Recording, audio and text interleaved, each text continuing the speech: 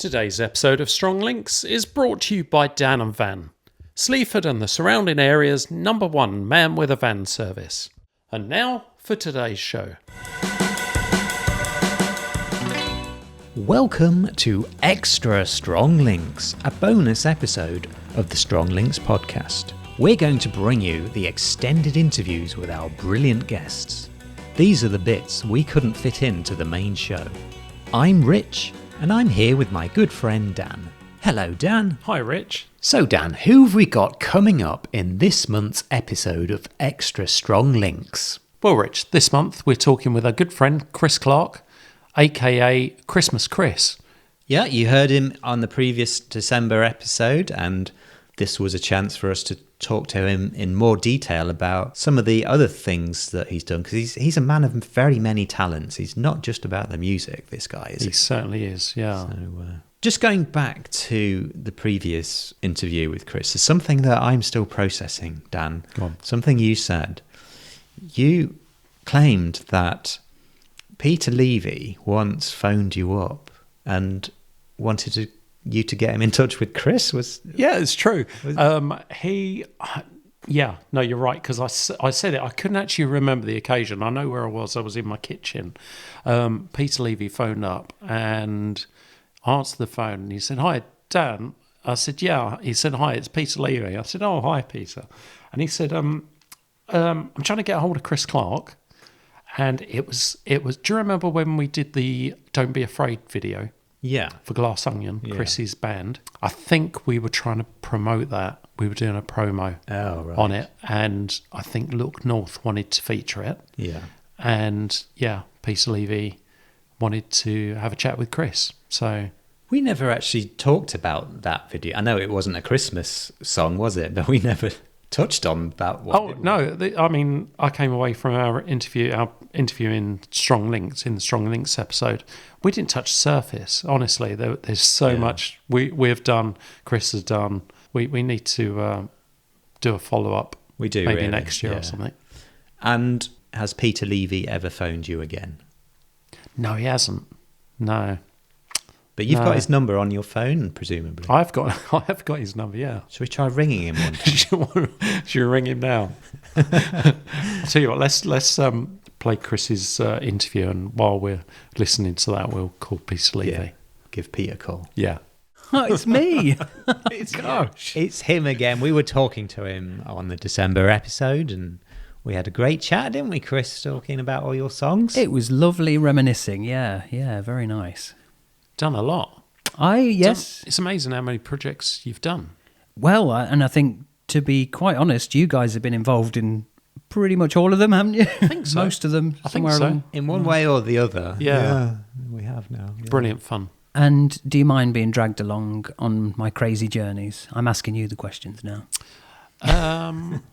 No, it's been a blast. Honestly, it's been just brilliant. We've met so many interesting people. We've got a lot of stories, haven't we? Just such kind of magical tales of meeting childhood heroes and things like that, which you kind of look back now and go, we actually did that. That's crazy. Yeah.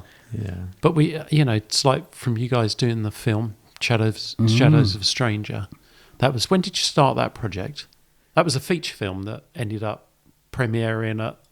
We went to the Odeon in Lincoln to see the premiere, and we did. Yeah, I mean, 2009 that we kind of really started that, Rich. That's right. Yeah. Now you wrote the script for that, didn't Rich, you? Yeah. Rich. Yeah. You can't see people pointing on the podcast, you see. That's the problem. And you directed it. Well, Chris we co-directed it. Me and Rich did. In fact, it was kind of meant to be in the early days of Shadows of a Stranger. I think it was kind of meant to be that Rich was directing, and there was such a lot for us both to do. We were both kind of on the producing side of things, weren't we, early on? In fact, it was me and Rich having done a wildly frustrating film project for somebody else that got us talking about Shadows of a Stranger. And anyone who knows Rich will know that he's modest to the point of frustration. And, you kind of sometimes have to pry some of his ideas and works out of him. And he'll kind of go, well, I've got this little idea I might think about doing. And then he hands you this script, which is probably, 2.5 hour epic that's brilliant, which was exactly what he did with me. He gave me this script, Shadows of Stranger, didn't you? I think it was just called Shadows back then, wasn't it? It was actually. Oh no, what was it called? Strangers. Strangers. Yeah. Strangers back then. And so he gave me the script and said, "Oh, we'll have a look at this, see what you think. It'd be nice to be able to make this." And I took it home, and I'm a bit rubbish when it comes to reading. I don't really sit and read. I like to watch films, so I put off reading the script for a few days, and then finally this one night I sat up in bed and thought, I'll read a few pages, and I read the whole thing. It was just such a compelling read. I thought it was brilliant, and I think I contacted Rich the next day and I said, I don't know how we're going to do it. We've got to make this film. It's brilliant. I really love it. So that was the start of that journey, wasn't it? It was, yeah. And I mean, by the following year, we were into production, weren't we? And this is a full-on production. This is a full-on feature film. Yeah, it was. Yeah. I mean, I don't know how you guys did it. Well, the original cut, I think, was about 2.25 hours, 2 hours and 15 minutes, something like that, was it? Something like that, wasn't it? Yeah. So it was an epic. I mean, most people that start out their journey of filmmaking would probably make a short film first, as in 10, 15 minutes, something like that. And if you're ambitious enough to make a feature, you certainly wouldn't go in at a 2 hour plus movie, but we did. And we also shot every single scene, every single shot of the movie on like a 30-foot blue screen that we constructed as well. So it was mega ambitious to the point of stupidity at times, but that's kind of what made it magical. I always think with that you could go into a project and there's that element of naivety, but I think that's when you get your best results. Definitely, yeah. It was a real kind of, we had to solve so many problems because from the get-go, because there were all these locations in the script that we would never be able to find or afford to build sets for or whatever. We just couldn't film it in the way that was in the script. But we needed to do the script justice, so the only way we could think to do that was to shoot it all on blue screen and put the environments in. So that wasn't in the original concept? No, it was meant to be sort of filmed in the real world. Wow, so it's out of necessity that you... Yeah, basically. But that stylised the film, didn't it? That was quite unusual for back then. Really unusual. Just shoot it. There were certain sort of films that spring to mind, like Lord of the Rings, that use that kind of technology, but... Yeah, we had Sin City in mind. Oh, Sin City. Yeah, I think that was one of the films that we sort of had in mind because the script is quite sort of film noir-y, isn't it? It's got that private detective and the private investigator, which is very film noir-esque. And that Sin City style, that was really over stylized in the kind of film noir way, but that was a big inspiration. I don't think actually, if we'd have had a big pot of money, we'd have never shot it on blue screen, and if we ever revisited it, we wouldn't do it that way. But in a strange way, looking back at it, like Dan said, it really makes the film stand out as something unique. Yeah, visually it was very different to what was around at that time. Yeah. Yeah, and perhaps even now, I mean, I was thinking all the kind of people, you and I, Chris, and a lot of the core people that worked on it, we're all kind of misfits in a sense. Oh, very much so, yeah. And I think really the film is as well in that kind of sense, so that, it doesn't really fit into kind of main genres and, kind of expectations of what a film should be like. It's just its own thing, isn't it? And, and quite right. It's got a cult sort of feel about it, a cult movie, niche-y sort of feel. Well, yeah, I mean, there are cults here and there who watch it. Do you know what I mean, though? It's got that. No, I do know exactly what you mean. But actually, for such a project, it's kind of a zero budget project. You didn't have a budget. We weren't granted any money. I don't think Rich will mind me saying that Rich did put some of his money into the project, and I think we put a few pence in between the crew as well. But yeah, it was mainly Rich's money. But really, there was no budget. When you talk about a micro budget film, you're talking about a film that costs way more than Shadows of a Stranger cost to make. And I'm not saying you could just raid your piggy bank and make Shadows of a Stranger. You couldn't. You had to put there had to be some money. But in filmmaking terms, it was a no budget film. Which, when you see the film back, yes, of course it has its faults, but for it's a huge achievement. Oh yeah, and the names that you attracted to it, the talent, the actors. Who did you work with? Now, you cast the main role, or one of the lead characters was an actor that I'm talking about. Jimmy. Jimmy. James Aubrey. Yeah, I think you'd worked with him previously, hadn't you, Rich? Yeah, well, you did as well on one of those frustrating. Oh yes, yeah. So you met him first, and then we obviously worked with him on unnamed frustrating project, which I don't think's ever seen in a live day, sadly, because that would be lovely to see Jimmy's performance in that. Can I just explain? James Aubrey was the young blonde boy in Lord of the Flies. Yeah, he was the main kid, wasn't he? Is it Ralph? Ralph, Ralph in Lord of the Flies. But he went on to do other huge roles. He was quite an established actor, wasn't he? He did Bouquet of Barbed Wire. He was like the main guy in that. I actually saw him in an episode of Tales of the Unexpected the other day. Did you? Yeah. Oh, I watched that. I've been watching that again recently. I've not seen his episode yet. That'd be nice to see. Yeah, I'd love that. But of course, sadly, for those who don't know, Jimmy died right before we were due to shoot the film, and he was, well, there are sort of two main characters in the film, really, aren't there? And there's Jimmy, what was going to be Jimmy's role, David, and my role, Xander. So we were left without a David, with just a few weeks left before we started rolling, which was tragic in many ways. Just reminded me of a little synchronicity that happened to me the other day.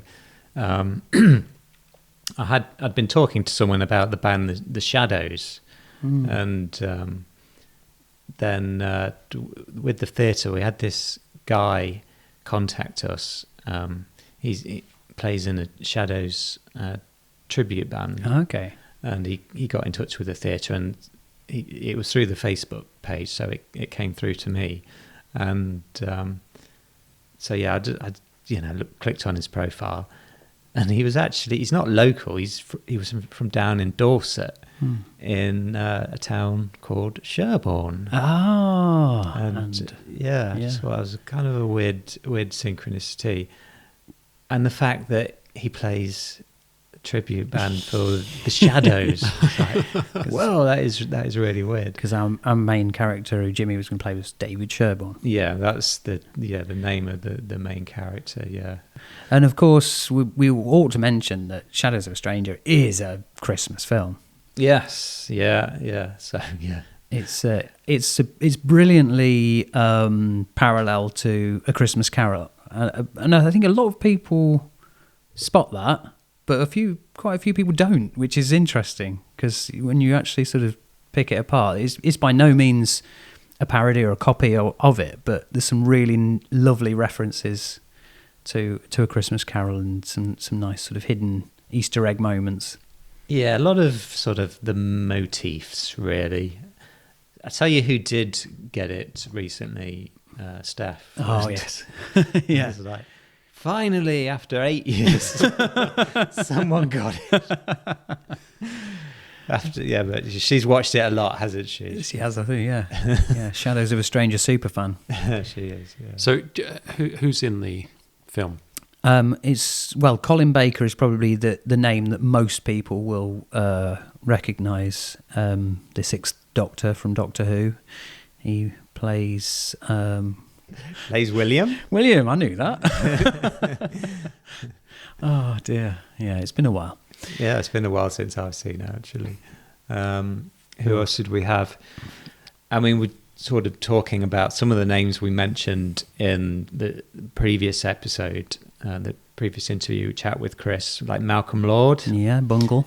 Yeah, Bungle from Rainbow. And Jane from Rainbow, Jane and Freddie. Yeah, Jane was in it. And then also following the filming, because this was a voice role, but we also got in touch with a local actor, Colin McFarlane, who does a lot of voice stuff. Yes, he was brilliant. Batman?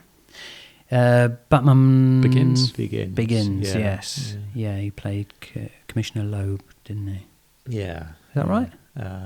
Yeah. He was great. In fact, I saw a photo, you know, when you get these memories on Facebook, I saw a photo come up recently of him recording that audio in my old bedroom. Oh, really? Which is bizarre. Such a low-budget production. I got him sitting in front of my Doctor Who DVD collection. Wow. And he was in your bedroom there, He was, wasn't yeah. it? Yeah. Recording these lines. And you've got Sarah Jane Honeywell. Sarah Jane, yeah. Sarah Jane was in it. She's on BBC Lincolnshire. Yeah, she used to be on CBeebies. I think she was still on CBeebies at the time, wasn't she? In fact, she was doing Mighty Mites because she had that red streak in her hair from doing that. Yeah. Any good sort of standout background artists? Nope. Not the one. Yeah, Ben Thwaites playing loads of different background like supporting roles because he changed his hair and beard so much we could get away with having him through the ages of different. It's kind of spot different Ben looks. during that film, through the film. But yes, of course, Dan Sumpton is there as well. I am. Yeah. Yeah. I think you made that movie, really, didn't you? Oh, well, yeah. I don't want to boast, but no, it's great to be involved. It was really exciting. It was. I'm only on screen for seconds, but you know. And I'm such a screen hog because obviously I play Xander, but I'm an extra in it as well. Oh yeah, yeah. I walk past myself in the club. Oh yeah, right. Is that right at the end? No, in the nightclub. Cellar, yeah. Yeah. Not content with being in the lion's share of the scenes, I wanted to be a supporting artist as well. And write the theme tune. Sing the theme tune.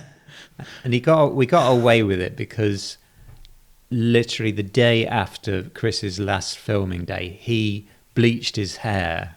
So in that extra character, you had blonde hair. And I got my nose pierced, didn't I? Yeah, you did, didn't you? So I had my my infamous bull ring by then. Yeah, so it was quite an image change that we could get away with that. But yeah, that was brilliant. Yeah, really it was. good. Yeah, it was happy days. And that was shown on Amazon.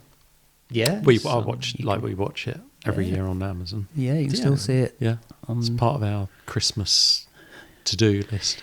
Well, it's a great film to watch at Christmas, not only because it is a great story, but it's got a great soundtrack. And I don't mean the Glass Onion songs. Oh, okay. No, the actual we got a choir in to do several Christmas songs, but we had them arranged in a really specific way that fit the tone of the film. And I think that really elevated the classiness of the movie. Actually, I think that was great. Yeah, it was a very special touch. That was. Whatever happened? I was hoping just you to go there. So, in terms of going back to your music, Chris, what does the future hold? Do you have any more Christmas songs up your sleeve? Would you believe I do? Yes. No, I have got a lot in the pipeline. It's been a really busy couple of years for me. I've just been so busy with other things that I haven't managed to get a lot of my Christmassy projects out there. But I have recorded a duet, which we're still waiting to release. We were maybe going to release it this year. That's not going to happen now because we haven't been able to shoot the video. But I've actually recorded a duet with Georgina Leonidas, who a lot of people will know as Harry Potter. Yeah, from Harry Potter. That's right. Katie Bell. She played in Harry Potter. She's done loads of other things. But I don't think a lot of people know how good she is at singing. So I thought it would be nice to showcase her singing voice, and she has done a fantastic job. But Georgina has been also incredibly busy this year, and trying to find a time when we're both available to shoot the video has actually been impossible for the whole year. So we will get around to doing it, but I don't want to release the song until we've got a video to go with it. I just think it would be a shame to get it out there when it's not the full package. I think it needs to be that whole special Christmas package with the festive video and everything. So that's one of the projects that will be happening. If it doesn't happen next year, I'm going to bang my head against a wall or something, because we really need to get it out there. But Basil Brush is coming back. We're going to do another collaboration there. Something a bit different. I can't do another 12-minute epic video. I just couldn't. I couldn't do that again. As brilliant as a time as I had on that, I just wouldn't be able to put that together again. But I've written a song for Basil. We chatted a couple of days ago, actually. I chatted with Basil, and he's really keen to do it. And I chatted with John Owen, who I mentioned is one of the siblings of the family that owns the whole Basil Brush Limited or whatever it's called. And they're really keen as well. I think they've always enjoyed the things that I've written for Basil, so that's nice. And so that one and the duet, I think that's likely for next year. I've spent this year going backwards and forwards with I don't know if I'm really supposed to say the company's name, so I won't. But there's a couple of companies, big production companies, that are in charge of different departments of the rights for the TV show Rainbow. And we mentioned in the previous podcast that I'd work with Zippy and George, and I sometimes play Bungle now. And I've written a Christmas song and a Christmas video for the Rainbow characters as well. And in essence, it's been given the go-ahead, but we need to get some of the rights issues sorted before we can fully go ahead with it. So the song's written, the video's written, everyone likes the idea, the performers are up for it, so fingers crossed there will be a Rainbow Christmas project as well. Exciting. Yeah, I've written another song for Mr. Blobby. That is a bit of a not pie in the sky, but that one's a little bit further down the line. I don't know whether that one will happen. I've written a song for him. I've discussed it with him. He liked the idea. We haven't talked for a while about it because, again, we've just been so busy. But I think that could be one that we'll maybe do. I'd love to get Mr. Blobby back to number one for Christmas again. I think that would be fantastic. Wow. Well, I was just going to say, he's got a good track record of getting that Christmas number one spot, hasn't he? Maybe you could finally do it, Chris. I think that's it. Yeah, well, I'm not going to stop making Christmas songs until we hit the number one spot. So, unless I keel over first, but we'll keep trying. And then this is ridiculous, really, because we should have brought this one out by now, but I've written a song for the legendary puppeteer Phil Fletcher. He obviously lent his talents to the Boom Boom video with Hacker. He did a fantastic cameo as Hacker T-Dog in that.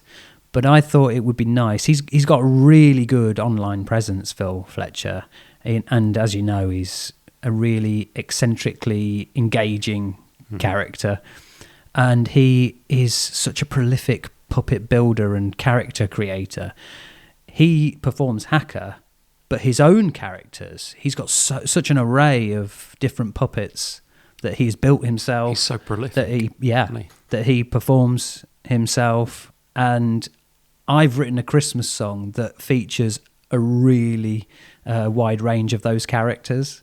And we've been talking about it for the last 2 years, me and Phil. And I keep saying, I've got this song for you. And he keeps saying, well, give it to me then. And we just haven't got around to it yet. But that one will happen, definitely. Yeah. Wow. So there's a lot going on. Yeah, and there's other stuff as well. I haven't even finished. I had a chat with Mark Mander, who plays George in Rainbow, but he is actually probably more famous for his own character. I don't know if you've seen his Clementine character. Yeah, Clementine. That used to be on, I think she was on BBC Three, and she's been on various bits and pieces, but she's gaining a bit of a following on Instagram now. Oh.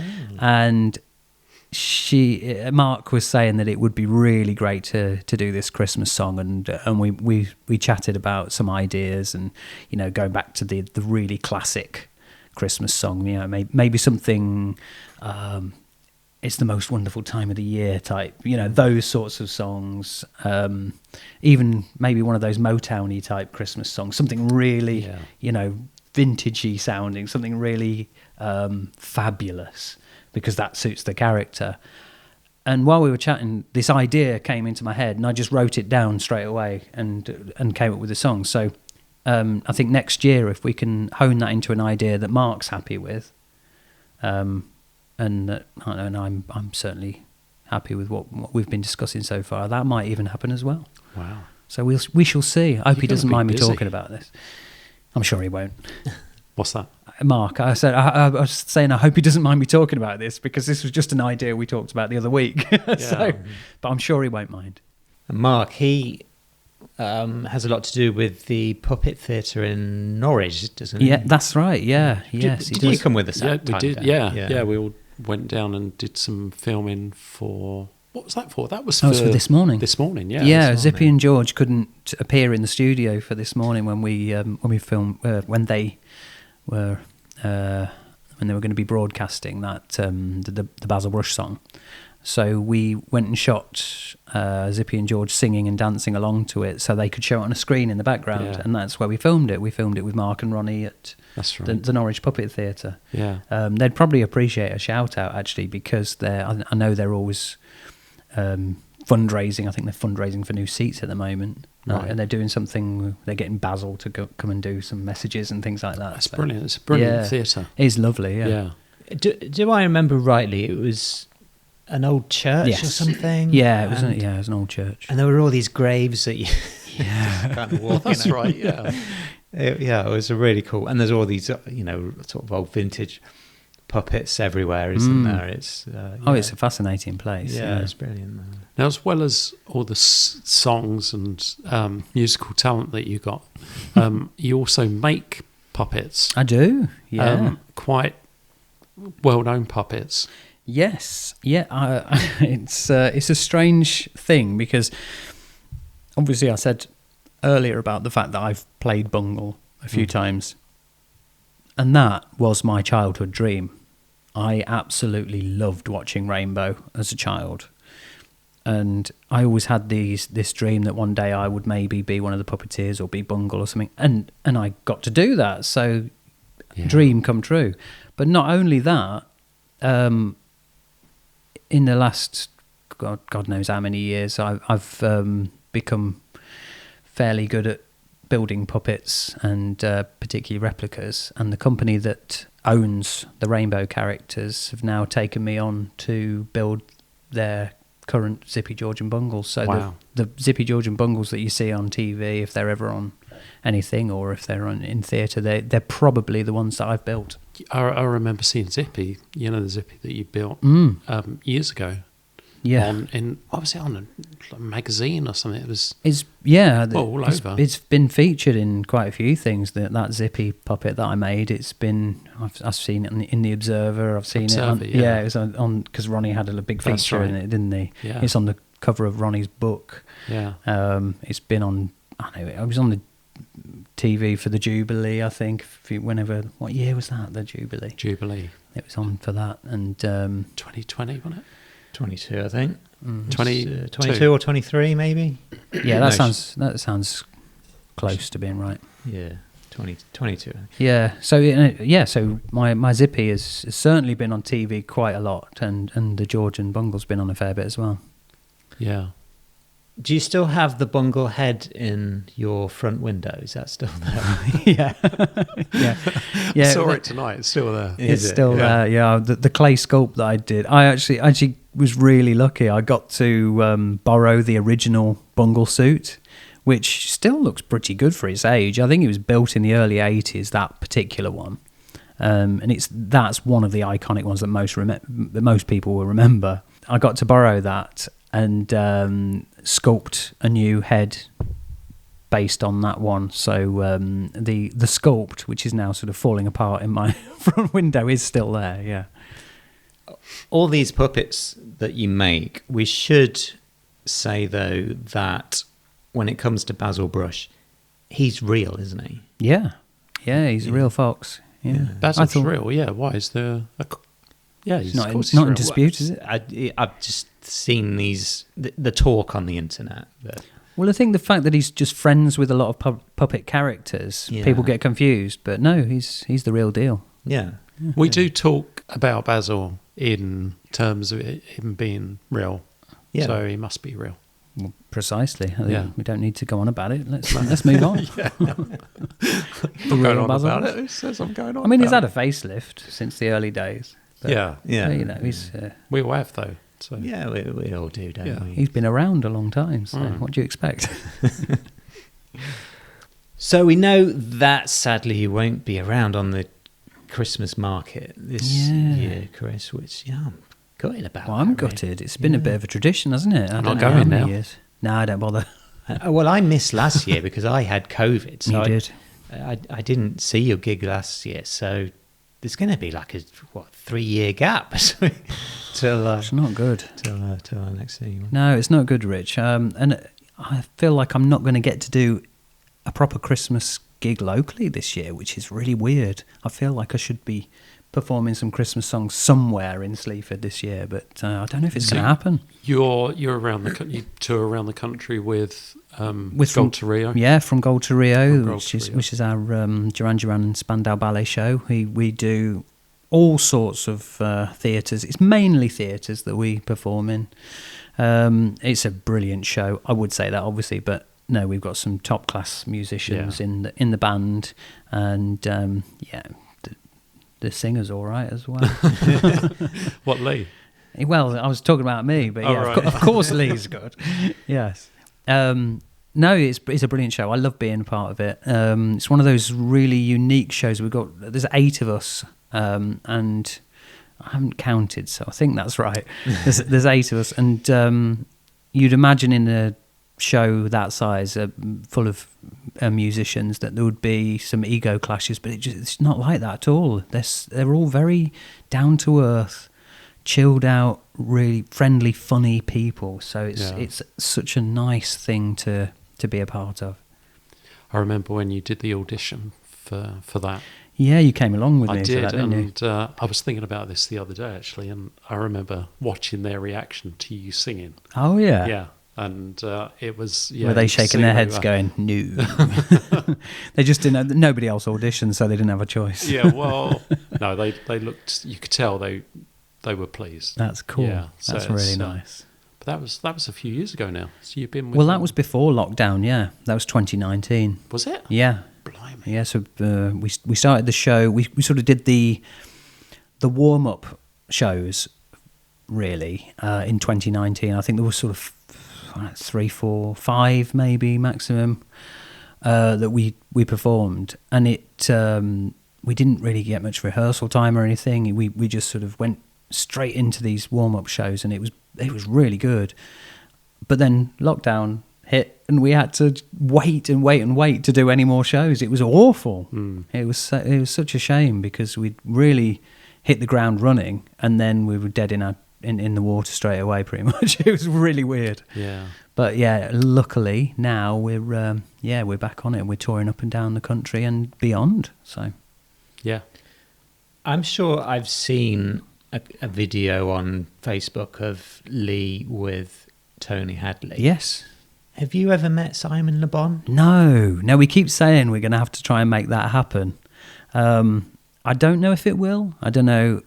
We're quite keen, though. I think it would be brilliant to sort of have some kind of... Because we've had the recognition from Tony Hadley. And we did have one show we played. The keyboard player from Spandau Ballet was there, and he actually came up and played...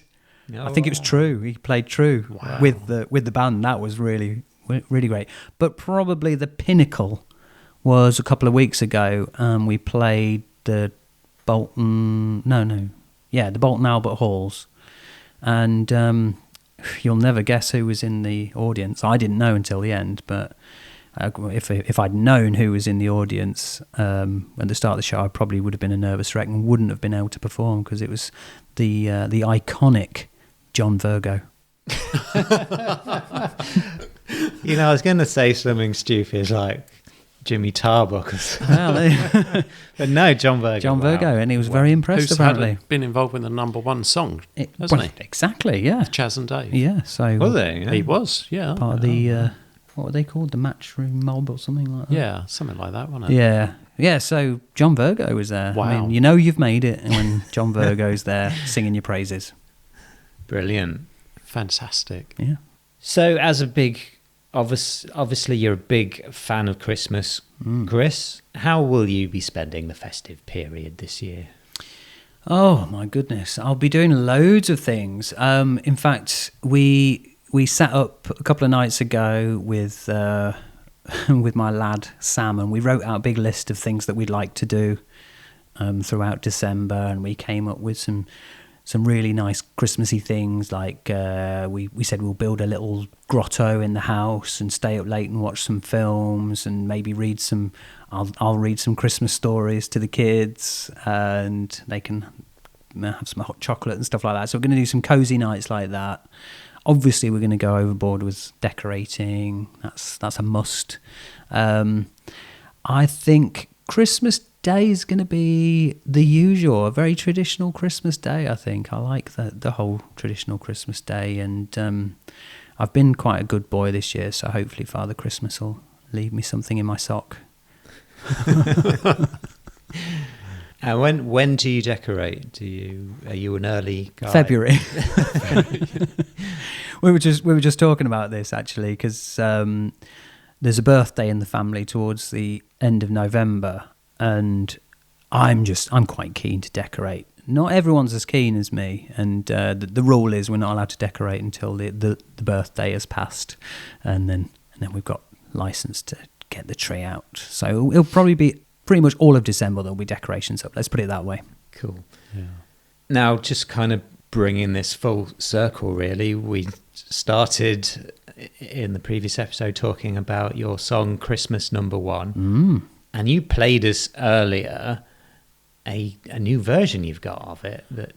Yeah, well, I thought, seeing as I'm coming to do a bit of a Christmassy chat with you guys, I could provide you with an exclusive version of Christmas Number One. So I had a little tinker and recorded that earlier for you. Oh, awesome. Look forward to that.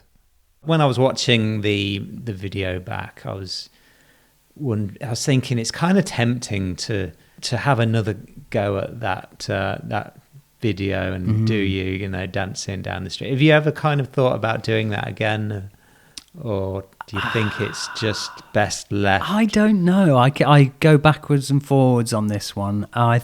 Sometimes I think don't spoil it, just leave it as it is. Like do the Fawlty Towers treatment and just walk away while it's still cool.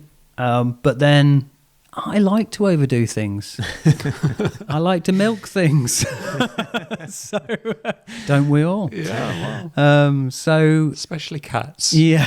So I think possibly, me being me, I will be tempted to revisit it. And it'll be the 15-year anniversary next Christmas. Will it? Next Christmas? Yeah. Oh yeah, it will, won't it? Yeah. So let's do it. I think we and I'd love to.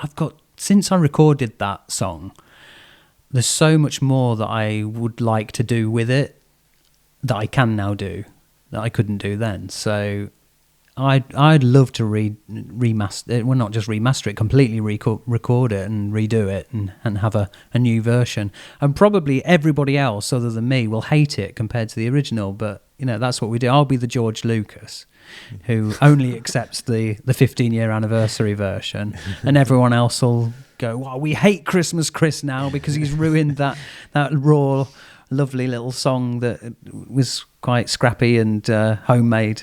Chris shot first. If we do another music video, I think we should do it on a rainy day in April, something like that. That would be even funnier, wouldn't it? Because I think the original video was verging on being a little bit too early for Christmas anyway. I mean, the Christmas stuff was in the shops, in the shop windows, but it was early, wasn't it? It was it was probably too early for most people, which made it funnier. Yeah. But doing it, near Easter would be even better, I think. Yeah. We'd get even more hate. Well, I think you should do it because I think you messaged me to see if I wanted to help. And I was in London that weekend. You were. I remember it. And I kicked myself, So you should. I didn't get a chance to be involved with that, but... Yeah, you made a bad decision going down to London there, Dan. Yeah. Best things happen in Lincolnshire, Dan. They do. I'm learning this. But, 15th anniversary. Well, let's edition. see. It's like Band-Aid. Only we keep the money. That's it. Just to be clear, there isn't any. People do say to me, I think it's this... Especially that, our generation, we grew up with, if a band or a song or whatever became even vaguely successful, you assumed there was a lot of money being made. And that sort of is, I think that's bled over now to how things are today. But of course, that's not the case. You can't release, I was going to say a record. Oh, it makes me seem old, doesn't it? You can't release a record these days and make loads of money. It doesn't work like that. So people do sometimes approach me or say, where's all the money going from the proceeds? And I have given money to charity from the proceeds, but it actually ends up being quite embarrassing because you advertise that you're going to give away all this money to charity, and then you go, here you go, here's £50. But, we don't do it for the money, folks. We do it for the joy of Christmas. And the thrill of bothering pedestrians. Yeah. Well, Chris, thank you very much for thanks, Chris. Joining us again. My pleasure. We better not keep you too late because it's getting late as it is. And, it is. It's nearly Christmas. It will soon be Christmas. But let's lead the show out with Christmas number 1, shall we? There's this new version. Do you want to introduce it? Okay. Here is the. Oh no, it's Extra Strong Links, isn't it? Yeah. Here is the Extra Strong Let me say that again, please. Here is the Extra Strong Links special edition of Christmas number 1. Just picture a snowman with a great big carrot nose, and think of a present wrapped up in silver bows. You will soon get a feeling, it'll make you warm inside. And your negative notions will all be pushed aside for a sickeningly happy, very Merry Christmas, a jolly, cheery, happy day today. A joyous hallelujah, tell the world you do care. A kiss beneath the mistletoe, 'cause Santa's on his way.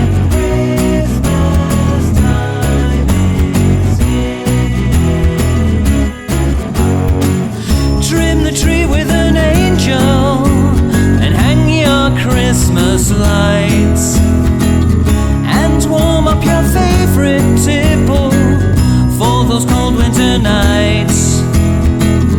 Visit friends and your family, hand them a thoughtful present, 'cause the spirit of giving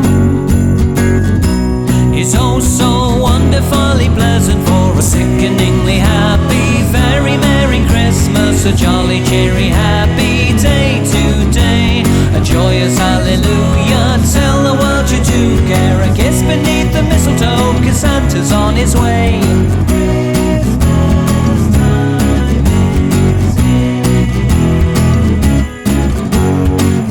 Just picture a snowman with a great big carrot nose, and think of a present wrapped up in silver bows. You will soon get a feeling, it'll make you warm inside, and your negative notions will all be pushed aside for a sickeningly happy, very Merry Christmas, a jolly, cheery, happy day today. A joyous hallelujah, tell the world you do care. A kiss beneath the mistletoe, 'cause Santa's on his way. A sickeningly happy, very Merry Christmas, a jolly, cheery, happy day today. A joyous hallelujah, tell the world you do care. A kiss beneath the mistletoe, 'cause Santa's on his way.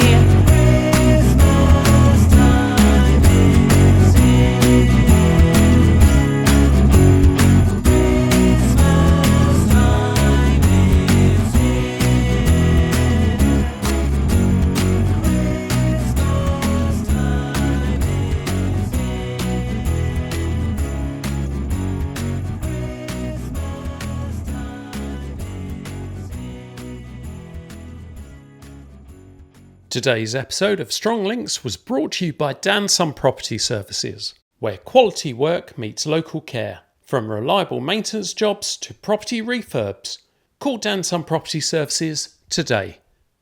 See you next time.